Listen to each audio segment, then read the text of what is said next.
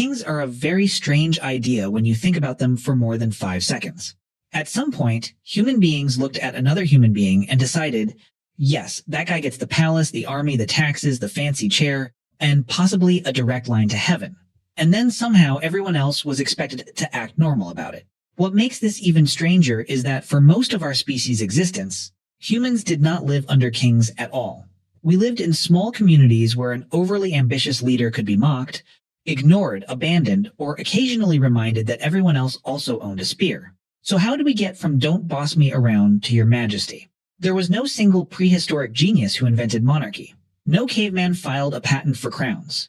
Instead, kings emerged when several older human inventions collided: stored wealth, permanent settlements, warfare, religion, inheritance, and the growing problem of organizing thousands of strangers. The crown came later. The real invention was obedience. Before humans could invent kings, they first had to invent a world where kings could survive. That sounds obvious, but for most of human history, it was a serious problem. Small hunter-gatherer groups were often terrible environments for aspiring dictators.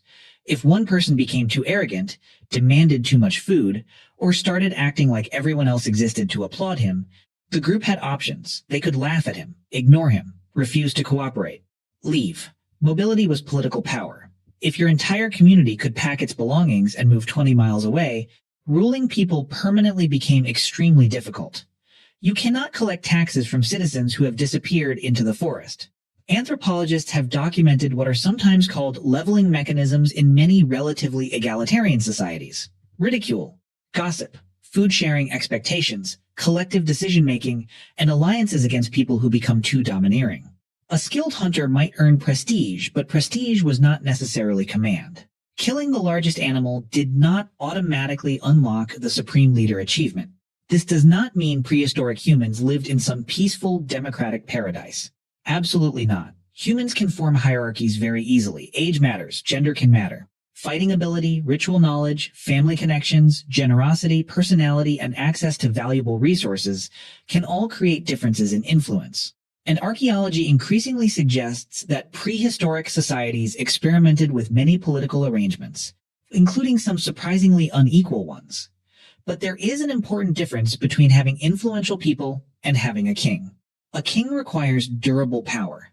Not just people listen to Kevin because Kevin knows where the mammoths are. More like, Kevin controls land, resources, armed followers, religious ceremonies, and somehow Kevin's son inherits all of this despite being 12 and deeply annoying. That kind of authority needs infrastructure. For a ruling position to become permanent, people usually need reasons to stay in one place, valuable resources that can be controlled, enough surplus to support specialists and elites, and social systems capable of transferring status across generations. And this is where the human story starts changing. Long before the first historically documented kings appeared, some communities became increasingly sedentary. People returned to the same rich fishing grounds, harvested wild cereals, built more permanent structures, stored food, and eventually domesticated plants and animals. Suddenly, wealth could accumulate. And wealth that accumulates can be guarded. A hunter's reputation disappears when he dies. A storage building full of grain does not. Neither does a field. Neither does a herd. Neither does a house sitting on valuable land. Once people began investing heavily in places and possessions that could not simply be carried away, leaving an abusive neighbor became more expensive. You could still walk away. But now your barley was here, your livestock was here, your dead grandparents were buried here. And, perhaps most importantly, your future was here. Human beings had spent hundreds of thousands of years learning how to manage ambitious individuals. Then we built villages, and ambition finally got an address. Farming did not immediately create kings. It created something much more dangerous: a spreadsheet. Not literally at first, obviously. But once people began producing grain, raising livestock, storing harvests, and living in permanent settlements, human wealth became easier to measure, divide, inherit, and steal. That changed everything. Imagine two families living in the same early village. One has a slightly better field. Maybe their soil holds water longer. Maybe they have more relatives available during harvest. Maybe they simply get lucky for 3 seasons in a row. Their granary fills. Then another family has a bad year. Now, the successful household can lend them grain, exchange food for labor, acquire livestock, arrange advantageous marriages, or build obligations that last much longer than the original emergency. Nobody has invented feudalism yet, but the ingredients are starting to smell suspicious. Archaeologists can sometimes see inequality developing through differences in house size, storage capacity, grave goods, access to imported materials, and eventually monumental architecture. Not every farming society followed the same path, and some remained remarkably resistant to permanent hierarchy. But agriculture created opportunities that mobile societies had rarely possessed on the same scale. Surplus could be concentrated, and concentrated surplus could support people who did not spend all day producing food. Craft specialists appeared. Traders traveled farther. Ritual experts gained influence. Administrators counted things. Warriors could potentially be fed while doing something other than farming. This was an enormous social upgrade. It was also the beginning of management meetings. As settlements grew, coordination became harder. Irrigation systems needed maintenance. Fields required boundaries. Stored food needed protection. Trade had to be organized. Disputes needed settlement. Large construction projects required labor. Even if nobody wanted a king, somebody increasingly had to make decisions. At first, authority may have been temporary, divided, seasonal, ritual, communal, or attached to respected households. A person who organized a feast might gain prestige. A lineage controlling a shrine might gain religious influence. Someone skilled in warfare might become important during conflict. The crucial change was that these advantages could begin reinforcing one another. Food supported followers. Followers protected food. Prestige attracted alliances. Alliances produced marriages. Marriages produced heirs, heirs inherited property, relationships, and increasingly status. Power was becoming sticky. And once a community contained thousands of people instead of a few dozen, social control also became less personal. You could no longer solve every disagreement by gathering everyone around the fire and asking why Brian had stolen someone's goat again. Institutions became useful. So did specialists. So did leaders. And then came another pressure that could turn respected leadership into something far more permanent. Violence. Permanent settlements were valuable targets. Grain stores could be raided. Herds could be stolen. Fertile land could be contested. Trade routes could be attacked.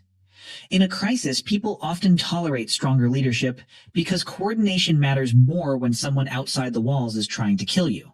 A successful war leader could gain followers, captured wealth, prestige, and control over redistribution. Win enough wars, and temporary authority starts developing excellent job security. The first kings probably did not appear because everyone suddenly fell in love with monarchy. They appeared in worlds where wealth could accumulate, populations could not easily scatter, institutions were growing, and organized violence rewarded people who could command others. Humanity had created surplus. Now someone just had to decide who controlled it. By around 3200 BCE, something extraordinary was happening in southern Mesopotamia. Uruk had become enormous. Not enormous by modern standards. Nobody was complaining about rush hour traffic or paying $18 for coffee. But compared with the villages humans had lived in for thousands of years, Uruk was a completely different social organism. It had monumental buildings, specialized workers, long-distance trade, religious institutions, administrators, and enough strangers living together that simply remembering who owed whom 3 baskets of barley was no longer a reliable accounting system. So humans began writing things down. Some of the earliest tablets from Uruk are not heroic poems about glorious kings. They are paperwork. Grain, animals, labor, rations, officials. Civilization had invented bureaucracy before it perfected literature. One early administrative text from Uruk lists roughly 120 officials, including people associated with law, agriculture, livestock, crafts, and religious roles. Whatever political system existed there, this was no longer a village elder occasionally settling an argument between cousins. Authority was becoming organized. And importantly, archaeologists have to be careful here. The existence of administrators, temples, monumental buildings, or powerful individuals does not automatically prove that Uruk already had kings in the later, fully developed sense. The earliest political vocabulary of Mesopotamia is complicated, and titles that later became associated with rulers may have changed meaning over time. But a few centuries later, the evidence becomes much harder to miss. By the early dynastic period, Mesopotamian cities such as Ur, Kish, Lagash, and Uruk were competing political centers. Written inscriptions identify rulers. Warfare appears repeatedly in texts and art. Elite burials display staggering differences in wealth. And then there is the royal cemetery at Ur. Dating largely to the mid-3rd millennium BCE, the cemetery contained exceptionally rich graves packed with gold, Silver, lapis lazuli, musical instruments, weapons, vessels, and other luxury objects brought from enormous distances. Some burials also included multiple human attendants. Whatever exactly happened during those funerals remains debated, but the message of the tombs is difficult to misunderstand. These were not ordinary people. One famous object from Ur, usually called the Standard of Ur, shows rows of soldiers, captives, workers, animals, and a central figure rendered noticeably larger than everyone around him. Ancient artists were not struggling with perspective. Size was politics. The important person literally took up more space. By this point, leadership had become visible in architecture, administration, warfare, luxury goods, burial practices, and written titles. Power was no longer merely something a persuasive individual exercised face to face. It had acquired offices, symbols, records, ceremonies, and eventually dynasties. This is the archaeological turning point that makes kingship recognizable. A king was becoming more than the toughest man in town.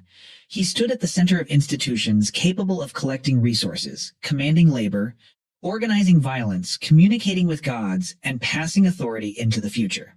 Which raises an uncomfortable question. Why would thousands of people accept this? Did kings protect society? Did they seize control of it?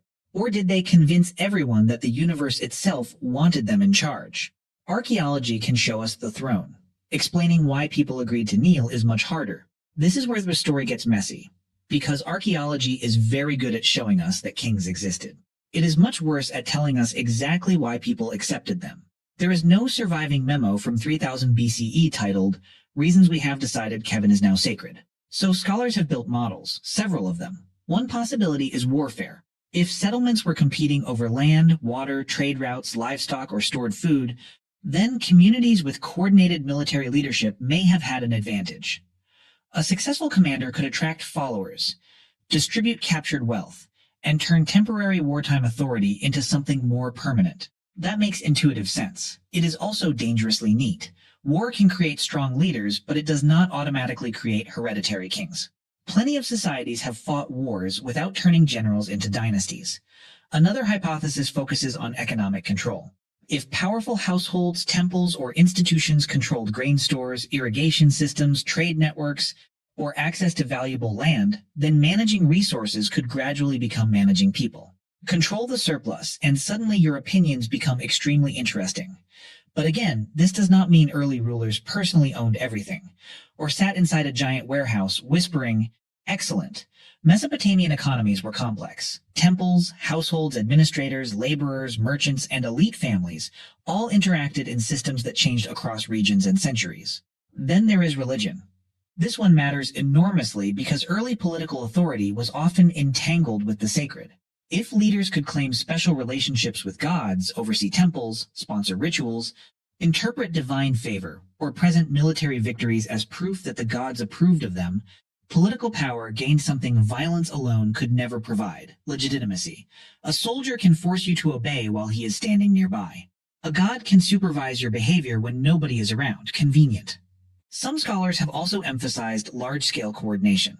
Growing settlements needed mechanisms for organizing labor, resolving disputes, maintaining infrastructure, and distributing resources. Strong institutions may have offered real benefits, meaning hierarchy was not necessarily imposed entirely from above. People may sometimes have accepted greater inequality because centralized leadership solved expensive collective problems.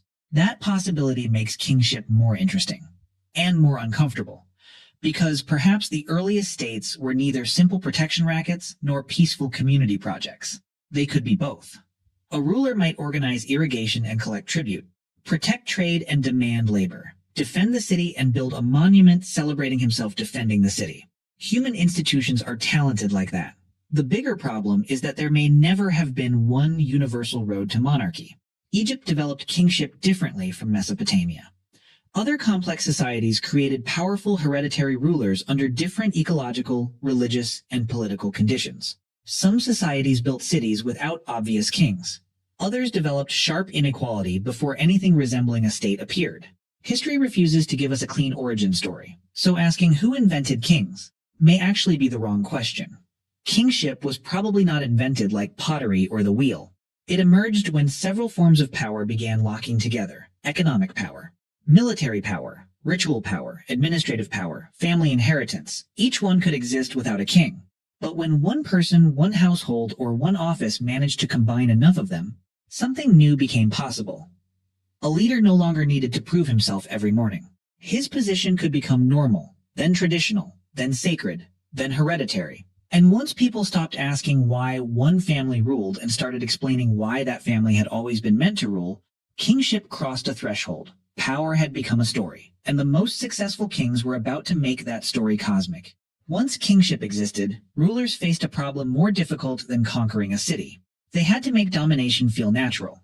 You can win a battle with spears. You cannot run a dynasty on spears alone. Eventually, people start asking irritating questions like, why does his family get everything? And why am I carrying stones for his temple? So kings learned to wrap political power in something much stronger than force. Meaning, in Mesopotamia, kings increasingly presented themselves as chosen by the gods, protected by the gods, or ruling as part of a divine cosmic order. The famous Sumerian king list opens with a wonderfully efficient political claim. Kingship descended from heaven. That is excellent branding. Not our family seized control during a complicated regional conflict. Heaven did it. Please direct complaints upward. This did not mean every Mesopotamian king claimed to be a god. Most did not. More commonly, rulers portrayed themselves as divinely favored shepherds responsible for justice, temples, warfare, prosperity, and maintaining the proper relationship between humans and the supernatural world.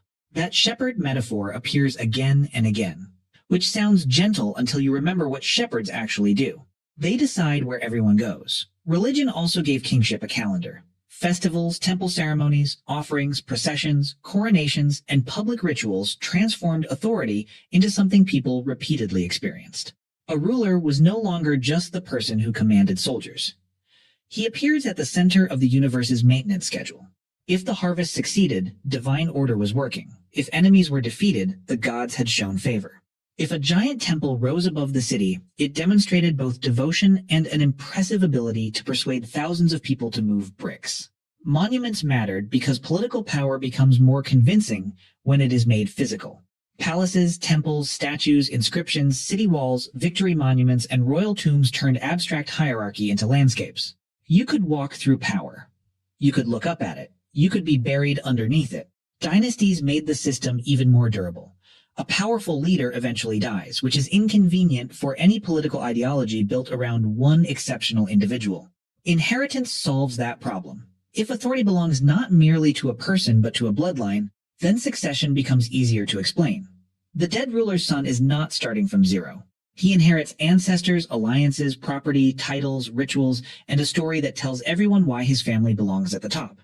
Royal genealogies could stretch that story backward until rulers were connected to legendary heroes or divine ancestors. And sometimes rulers push the idea even further. The Akkadian king Naram-Sin, who ruled in the 23rd century BCE, famously took on divine status during his reign.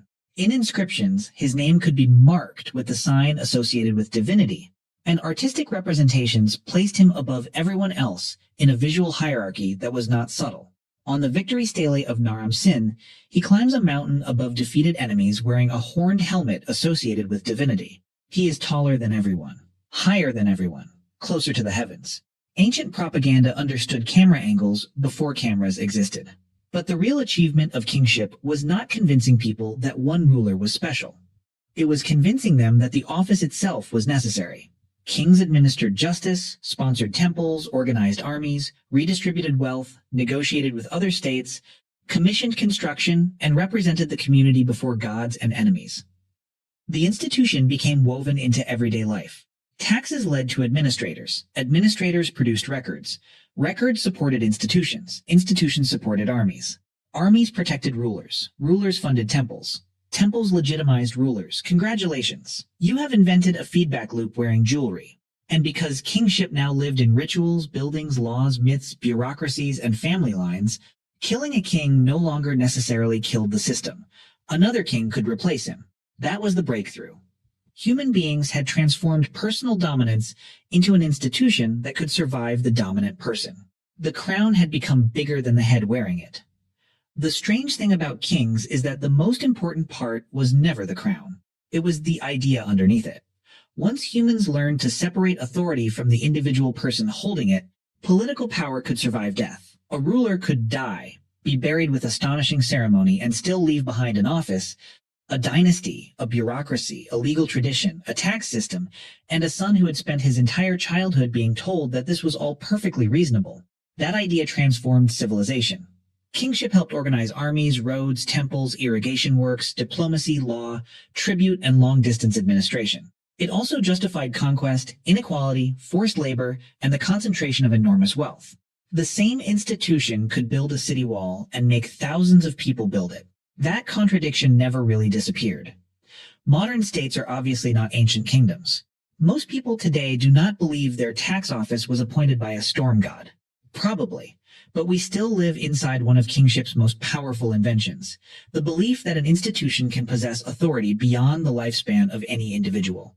Presidents leave, judges retire, CEOs resign, generals die, the office remains. The ancient world spent thousands of years turning personal dominance into something abstract, transferable, and legitimate. A throne was simply one early container for that idea.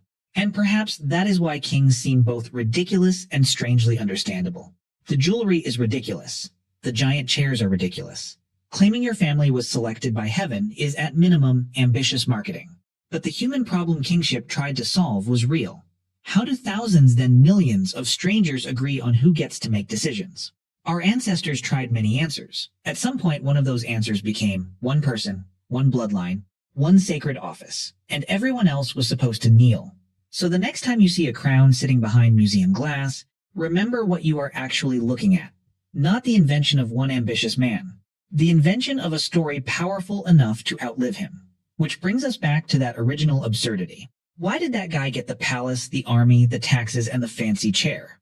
Because eventually, humans stopped asking about the guy. They started believing